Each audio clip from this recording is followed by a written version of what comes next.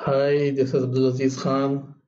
I hope you people will be having a good time in at your homes in this time of pandemic. So hopefully this video will indulge you for a while. So by this video, I will try to stop you at your homes for a few minutes.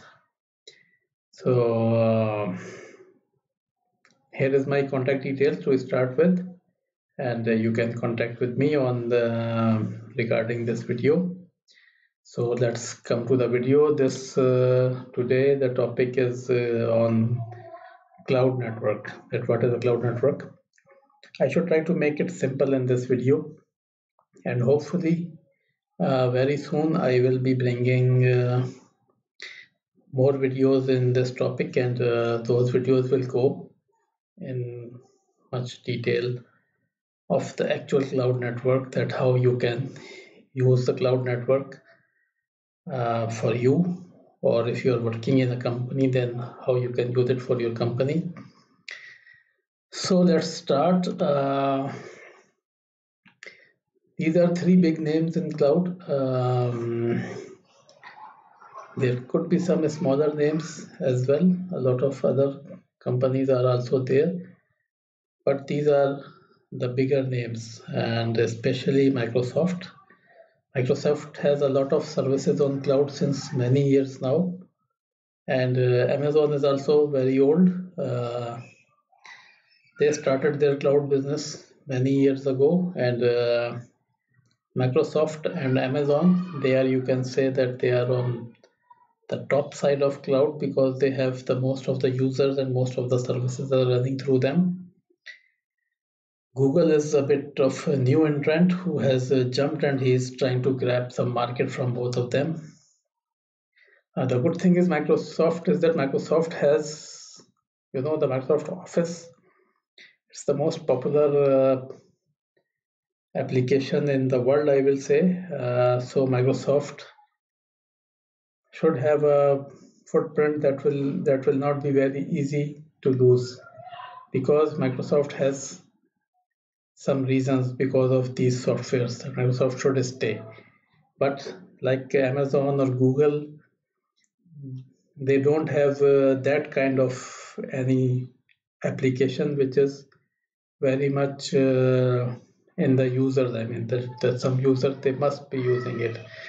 Google is coming with some of its applications, but Google is way behind Microsoft. So Google is, you can say, the third largest cloud provider right now, and Microsoft and Amazon, they are on the first and second level in any way. I mean, in some way Microsoft is first, in some other way Amazon is first. But what I see is that Google, he may overcome both of them. It's just a passage of time, because we have seen in as per my experience, I mean, wherever Google puts his foots, then he reaches on the top very easily. So this is the cloud pyramid. Generally, as a service, cloud has three distinct services to offer. When we talk about cloud, there are two things that we must understand. Number one is that cloud is not something new. Cloud is quite old. When internet is started and when internet prevailed, even from that same day, we had some kind of cloud. It was not called cloud maybe at that time, but now if you will see, if you will understand, then you will know that okay, we were using some kind of cloud from that day. So cloud is not something new, but yes, these things are now too much ubiquitous. Everyone knows about it, and now they are formulated. I mean, now you can very simply say that okay, this is now there are classification in cloud. This is public cloud, this is private cloud, and then even within cloud, like I show you, there are three kind of services. So in cloud, everything is provided to you as a service. And so one thing is that cloud is not something new. The other thing is cloud is, you can say that there is cloud and internet. They are mutually inclusive. They are not exclusive of each other. And to access to the cloud, you must have internet. And if you are using internet, you are using some cloud in some way or the other. Maybe you don't know or you don't realize, but if you are using internet, you are using a cloud. And if you want to use cloud, then you must have a internet connection. So cloud is generally something which is not without internet, at least on a user level.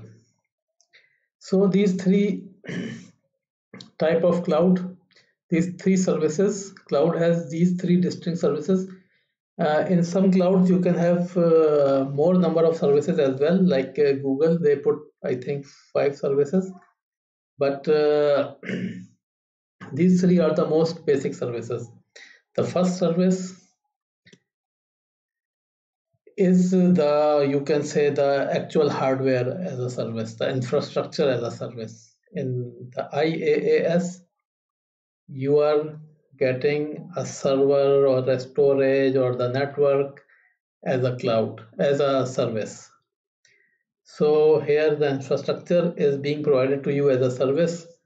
So you take the infrastructure for a while, for how much time you need, and then when your need is finished, then you can return those services. For example, I need a very big server for a week. I have to do something, whatever.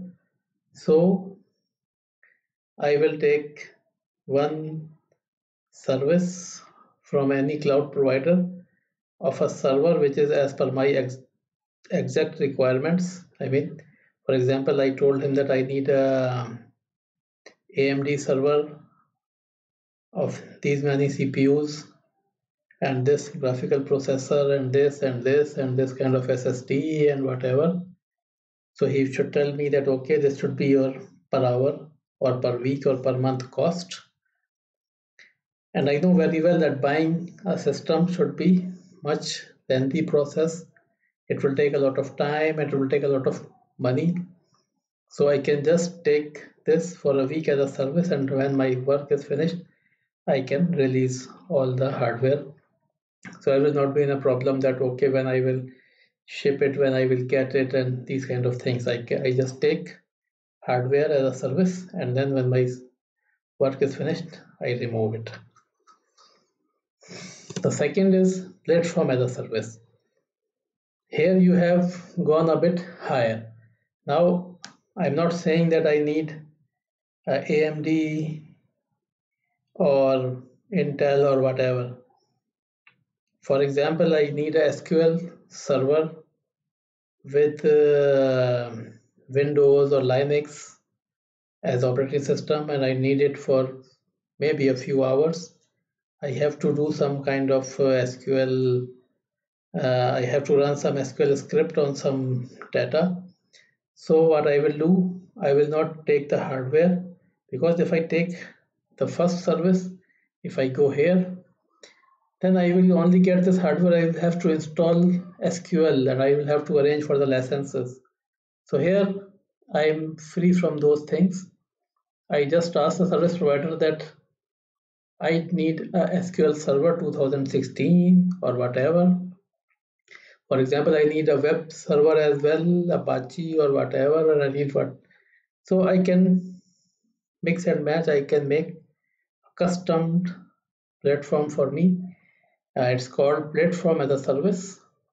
So here you don't have a lot of control on the actual hardware, but you still have a bit control on the hardware as well. But you have the control on the software, that which software you want, which version you want, how you want to how you want it to be configured, and then you can run whatever you want to run for whatever time you need to run, and then you can release it. So again, if you will see here, yeah, there is a big advantage for you. For example, if you need SQL Server even for 2 hours, you can take SQL Server for 2 hours, you can run it, and then you can release it. So the highest one, the higher you go, you are far from the hardware and you are more towards the software. So this highest, the zenith of the pyramid, it's software as a service, SaaS. It's a serverless architecture. You don't even think about the hardware and the servers and anything. I mean, you are not even concerned about the operating system or what kind of other software are required. You are only concerned with the application that you want to run. So it may be your own application. If you have written some application and you want to test that application in some environment, then you can do that as well. And if you want to use any known software, then you have, like I show here, these 3 cloud providers. You can have a service from any one of them, and they will provide you a service where you can access some software, some application software, and you can access for whatever time you need. And the main difference between the normal usage and this usage is that, for example, I'm sitting here and I want to do something on AutoCAD, for example, and so if I try to do it, first I will have to check my system, that if my system is capable of running AutoCAD or not, because AutoCAD is a bit system hungry kind of software package. It needs a lot of memory. So like for example, the system that I have right now, it is not very much powerful. It's a very good system, but it's not very powerful system. It cannot run a lot of advanced software. But if I have AutoCAD as a service from the builders of AutoCAD, then I can access from any platform, because they will provide me AutoCAD which should be running smoothly, and it should not be asking me for that, for example, I need more RAM, or I need more this, or I need more this, I need more CPU power or whatever. It will just run smoothless for me without any fully seamless for me. So getting software as a service means that you are free from all the worries of the back end, that okay, if you are running it on your own system, then you have to take care of a lot of things. Here you don't have to take care of anything.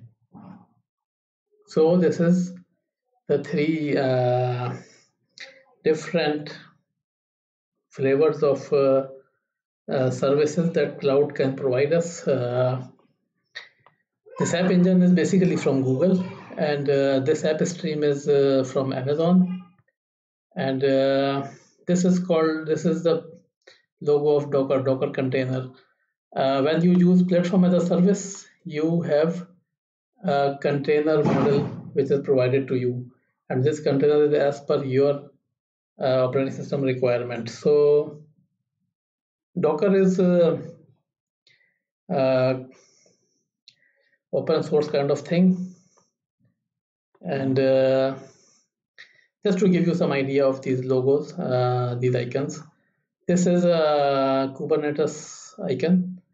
Kubernetes is open source. It's developed by Google, and Google uses it a lot, but it's being used in Amazon as well.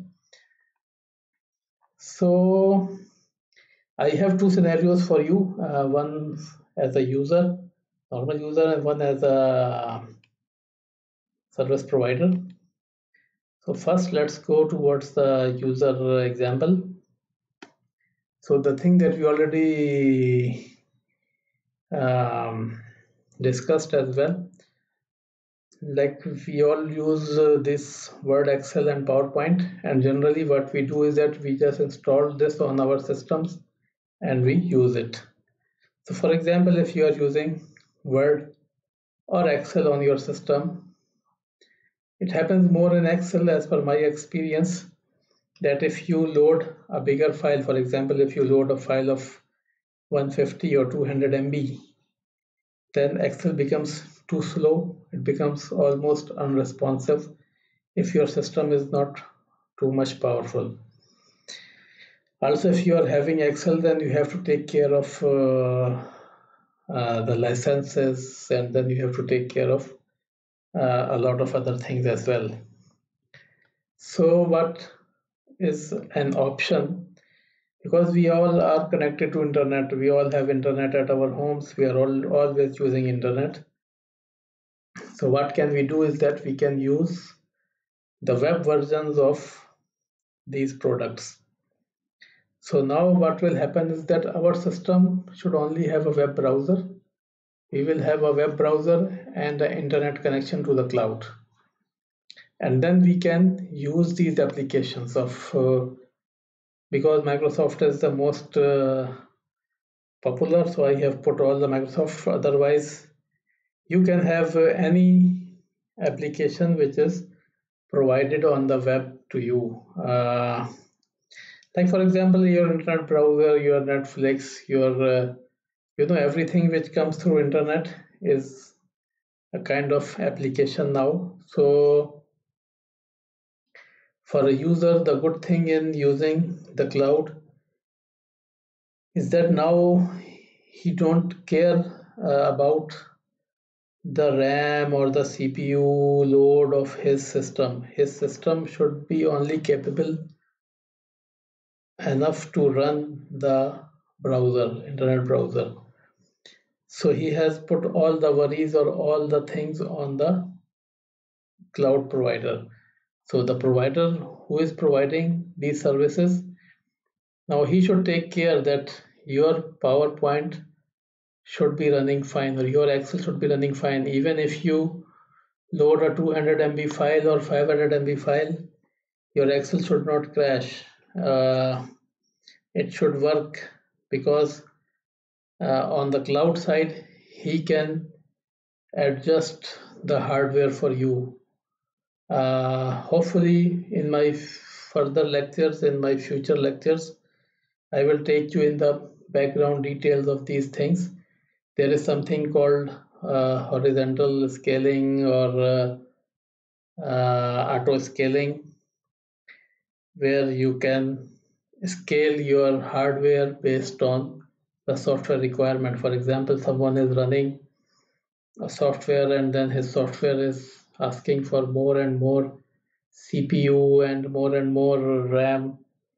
Then on the back end, he can enhance these two things seamlessly. I mean, so here, for example, if you are running Excel and you are opening a very small file of a few KBs, then your system should not be giving you any problem. But as soon as you open a bigger file, you open a 100 MB file, your system will start complaining and you have no way to expand anything. Especially if you are using a laptop, then you cannot, maybe you cannot even expand anyway. And if you are using a desktop, then yes, in a desktop you can maybe expand, but you will have to stop, you have to go to the shop, you have to buy new RAMs, extra RAMs, and then you have to install the RAM and you have to restart your program.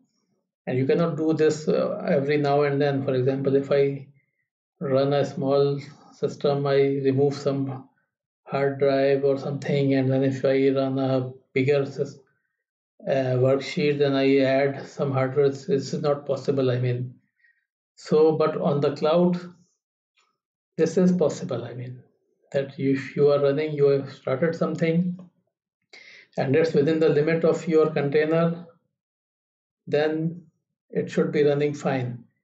As soon as your requirements increased, it will auto scale you, it will scale up. Then if your requirement decreases, then it will scale you down.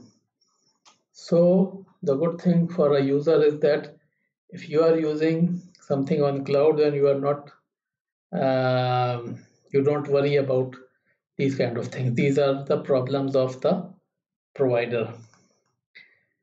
But the bad thing from cloud is that you have to be mentally prepared. You should know what is the cloud-based requirements. Even though we are using cloud for many years now, as I told you, but still you need to know. For example, if you are working on a file and then you have put that file on the cloud, then you must need an internet connection to access that file. That file cannot be accessed without internet if you don't have a local copy.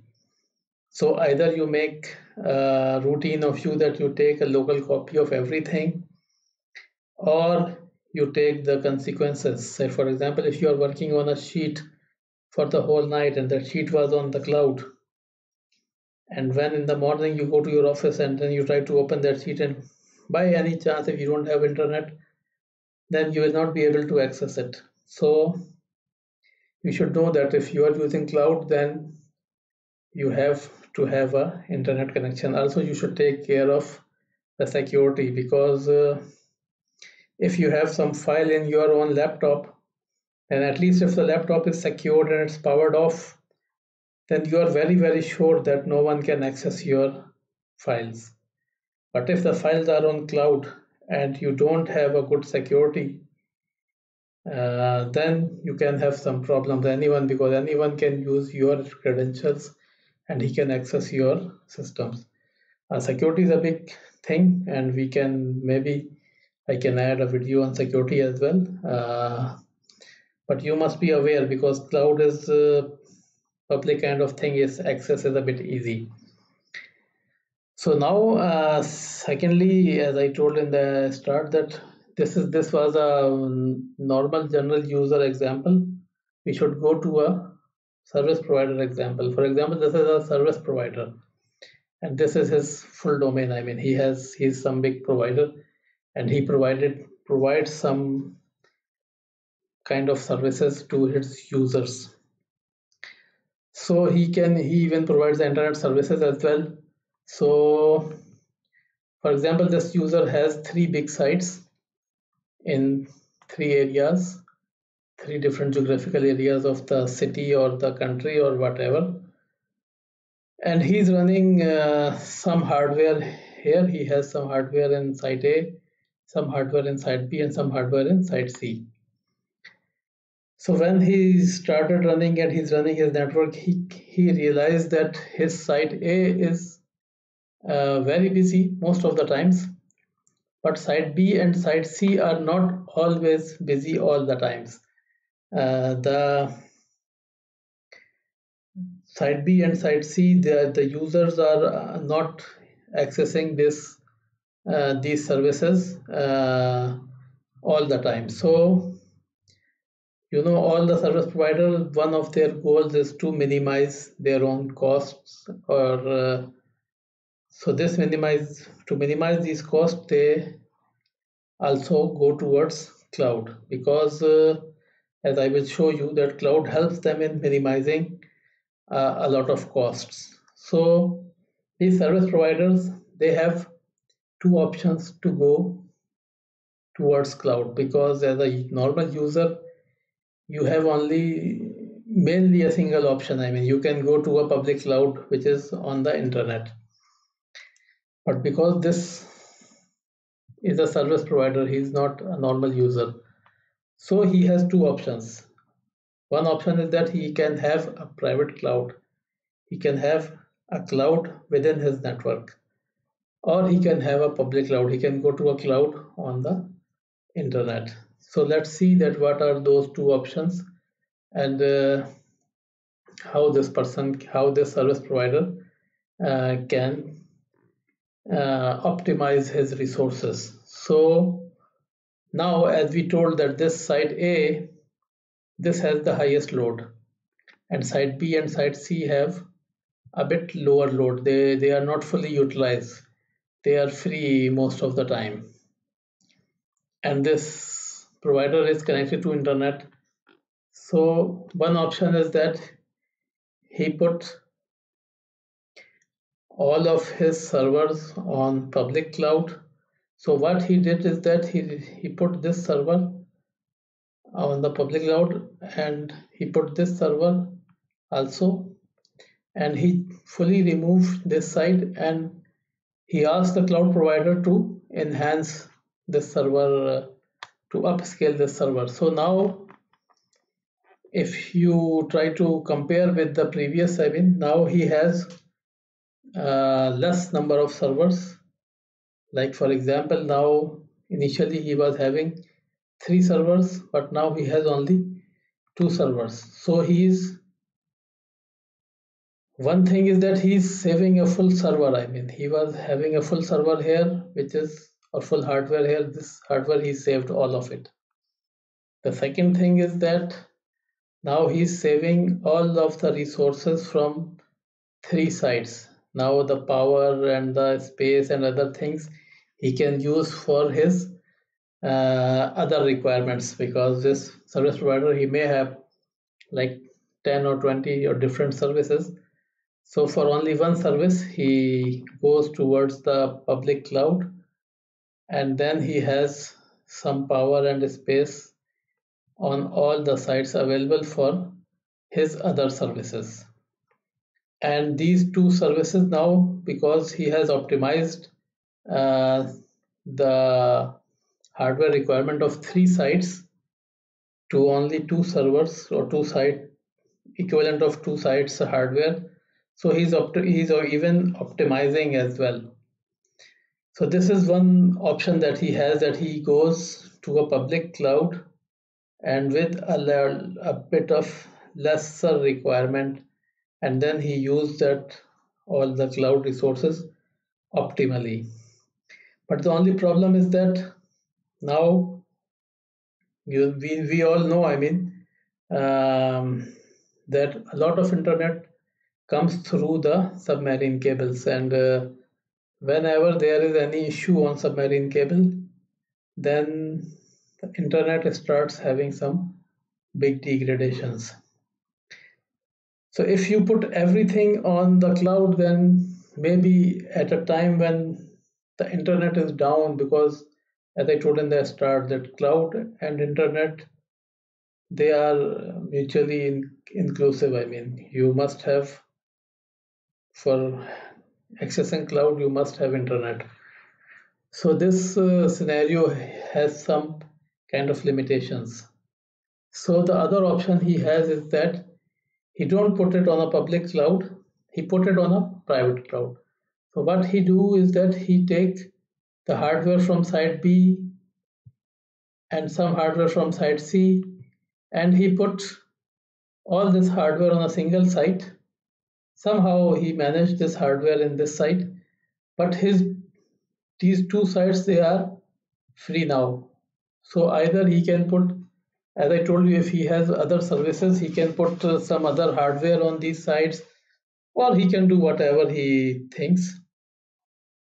So in this way, what he will get is that his recurring cost, or his a lot of resources from these 2 sites, they are now being optimized here on a single site.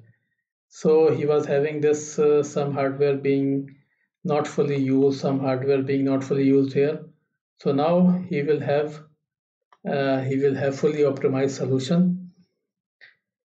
And just for example, I mean, like we say that because now he has everything on one side, and maybe if he needs a sudden demand of extra hardware, so what he can do is that he can have some cloud services as well. On cloud, you can have on-demand services as well. Hopefully, when we will go in the further lectures, when I will go in the detail of the Google Cloud Platform and Amazon Web Service, I will show you some comparison of both as well, that how this one is used, how the other one is used. So we can have on-demand services from cloud as well. We can ask the cloud providers to provide us a very big hardware within a fraction of time, and usually they can provide, because they have a global footprint, so they can on demand also, they can provide you something. So, or we can get a very small hardware so that if the requirement goes high, and then we can it can be auto scaled, it can go higher. So in this way he can have a hybrid solution. So this is a hybrid solution. He have a small public cloud and he have a big private cloud. So it depends on your use case as well, what kind of case you have. In some cases a pure private cloud helps you a lot, and in some cases you need a pure public cloud, and some cases you can have a hybrid, or you can have both of them. So I hope this video should be beneficial for you. I did not go in the technical jargon of a lot of things. We did not go in detail. Hopefully in my further lectures I will tell you a bit more details. I will tell you something like what is SDN, what is NFV, and we will discuss other things like big data analytics, and keep watching my videos. And if you have any question about this video, this was a very, you can say, very generic, very basic introduction of cloud. But still, if you have any question, then you can always comment on my video, and do subscribe to my channel so that all of my videos, new videos, they reach you on time. So see you in the next video. Bye.